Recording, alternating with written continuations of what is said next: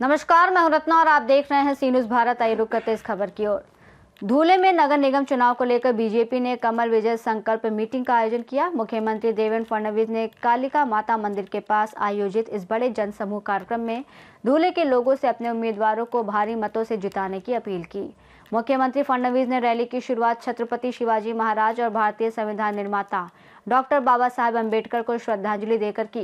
इस मौके पर जल संसाधन मंत्री Girish Mahajan, guardian minister Jay Kumar Rawal, MLA Anup Agrawal, MLA Kashiram Pawar, MLA Ram Bhadane, पूर्व एमपी डॉक्टर सुभाष भामरे, डोंडाईचा वरवड़े के मेयर नयन कुंवर रावल, पिंपलनेर की मेयर डॉक्टर योगिता चौरे, शिरपुर के मेयर चिंतन पटेल, पूर्व एमएलए कुणाल पाटिल, पूर्व एमएलए राजवर्धन कदमबांडे, बीजेपी जिला अध्यक्ष गजेंद्र अनपालकर, ग्रामीण जिला अध्यक्ष बापू खलाने सहित चुनाव लड़ रहे अन्य उम्मीदवार और पार्टी पदाधिकारी मंच पर मौजूद रहे। मुख्यमंत्री ने कहा कि 2017 से बीजेपी के कार्यकाल में धूले नगर निगम को विकास की असली दिशा मिली है। उन्होंने अक्कलपाड़ा वाटर सप्लाई स्कीम, नई water supply scheme, underground sewerage योजना, सड़क विकास, ई बस सेवा, वेस्ट मैनेजमेंट और मार्केट और धार्मिक स्थलों के डेवलपमेंट पर किए गए कार्यों का रिव्यू किया। फडणवीस ने जानकारी दी कि धूले में 717 करोड़ रुपए की अंडरग्राउंड सीवरेज योजना, 143 करोड़ रुपए की वाटर सप्लाई योजना और अमृत योजना के तहत कई विकास कार्य जारी हैं। उन्होंने पीएम आवास योजना के तहत झुग्गी झोपड़ी में रहने वालों को मालिकाना हक और पक्के घर देने का भरोसा भी दिया। महिलाओं के लिए चल रही लड़की बहन योजना को बनाए रखने और अगले चरण में लखपति दीदी बनाने के संकल्प पर भी जोर दिया गया। धूले के इंडस्ट्रियल डेवलपमेंट पर बात करते हुए मुख्यमंत्री ने दिल्ली मुंबई इंडस्ट्रियल कॉरिडोर के तहत धूले में उद्योग लाने और एयरपोर्ट के रनवे विस्तार की कोशिशों की जानकारी दी। धूले म्यूनिसिपल कॉरपोरेशन के 19 वार्डों की 74 सीटों में बीजेपी ने 63 उम्मीदवार खड़े किए हैं, जिनमें से 4 बिना किसी विरोध के चुने गए हैं। फडणवीस ने बाकी 59 उम्मीदवारों की जीत के लिए 15 तारीख को कमल के निशान पर वोट देने की अपील की।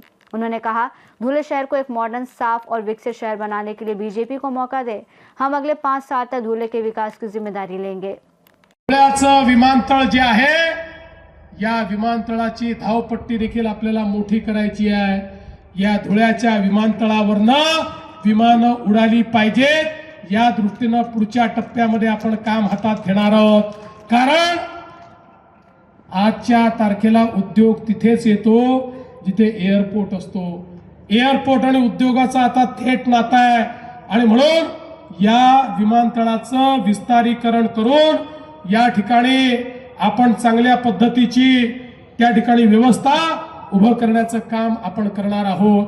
आणि म्हणून बंधू भगिनींनो, मी तुम्हाला एवढंच सांगण्याकरता आलो आहे, आपल्याला आता धुळ्याला आधुनिकतेकडे न्यायचं आहे।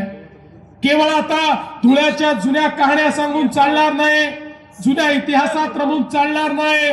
तो इतिहास उज्ज्वल होता, पण आपल्याला भविष्याचा वेध घ्यायचा असेल तर वर्तमान बदलावं लागेल। आणि वर्तमान बदलायची हिम्मत जर कोणामध्ये असेल तर ती मोदीजींच्या नेतृत्वात आपण ठिकठिकाणी दाखवून दिलेला आहे। आज एवढ्या मोठ्या प्रमाणात माझ्या लाडक्या बहिणी देखील या ठिकाणी उपस्थित आहे। जेव्हा एवढा मोठा विजय आम्हाला मिळाला आणि महाराष्ट्रामध्ये 137 जागा एकट्या भाजपला आल्या, काही लोक म्हणायला लागले आता भाजपवाल्यांना एवढ्या जागा मिळाल्या, यांना कोणाची आवश्यकता नाही। हे आता सगळ्यात पहिलं काम काय करतील तर लाडकी बहीण योजना बंद करतील। 1 वर्षापेक्षा जास्त झालं, लाडकी बहीण योजना बंद झाली नाही। आणि माझ्या बहिणींनो, जोपर्यंत तुमचा देवाभाऊ मुख्यमंत्री आहे, लाडकी बहीण योजना कोणीच बंद करू शकत नाही। पण जयकुमार भाऊ, अनूप भैया, केवळ आता माझ्या लाडक्या बहिणींना लाडकी बहीण ठेवण्यात मला इंटरेस्ट नाही। आता मोदीजींनी सांगितलंय लाडक्या बहिणींना लखपती दीदी करायचं आहे। महाराष्ट्रामध्ये 50 लाख लाडक्या बहिणी लखपती दीदी झाल्या।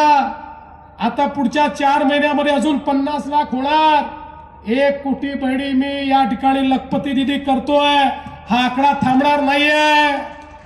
पण मी ज्यावेळेस पुढच्या वेळी धुळ्यात येईल, महापौर बसल्यानंतर येईल, त्यावेळी तुम्हाला प्रश्न विचारणार पालकमंत्री महोदय, आमदार महोदय आणि महापौरांना की माझ्या धुळ्यातल्या किती लाडक्या बहिणींना तुम्ही लखपती दीदी या ठिकाणी केलं।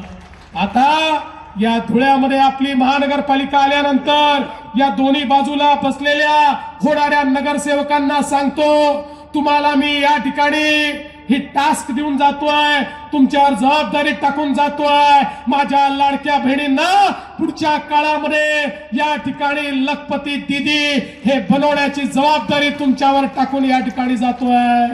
आणि म्हणून बंधू भगिनींनो, आम्हाला धुळ्याच्या महानगरपालिकेवर भारतीय जनता पक्षाचा झेंडा हा केवळ कोणीतरी महापौर बनवायचा आहे म्हणून नाही लावायचा, आम्हाला धुळे शहर बदलायचं आहे। या धुळे शहराला एक आधुनिक शहर म्हणून या ठिकाणी स्थापित करायचं आहे। हे धुळे शहर या उत्तर महाराष्ट्राचा खानदेशाचा चेहरा म्हणून, या खानदेशाचा प्रवेशद्वार म्हणून या ठिकाणी स्थापित करायचं आहे। हे धुळे शहर जे छत्रपती शिवाजी महाराजांच्या पदस्पर्शाने पावन झालेल्या खानदेशाची राजधानी आहे। या धुळे शहरामध्ये पुन्हा एकदा भगव्याचं राज्य आणण्याकरता ही निवडणूक या ठिकाणी आपल्याला जिंकायची आहे। आणि म्हणून तुम्हाला आव्हान करतो, येत्या 15 तारखेला तुम्ही त्या ठिकाणी जाऊन ज्या ज्या मशीनवर ज्या ज्या ठिकाणी तुम्हाला कमळ दिसेल त्या कमळाची बटन दाबा। 15 तारखेला कमळाची चिंता तुम्ही करा। 15 तारखेनंतर पुढचे 5 वर्ष धुळ्याची चिंता हा देवा भाऊ आणि सगळे नेते मंडळी करतील, एवढं सांगतो आणि माझं बोलणं संपवतो। धन्यवाद। जय हिंद, जय महाराष्ट्र। धुले से सी न्यूज़ संवाददाता नीलेश परदेशी की रिपोर्ट। कमल विजय संकल्प मीटिंग में मुख्यमंत्री फडणवीस ने धुले के नागरिकों से बीजेपी को सपोर्ट करने और विकास की दिशा में सहयोग देने की अपील की है। रिपोर्ट में फिलहाल इतना ही। देश और दुनिया की तमाम बड़ी खबरों के लिए आप देखते रहिए सी न्यूज़ भारत।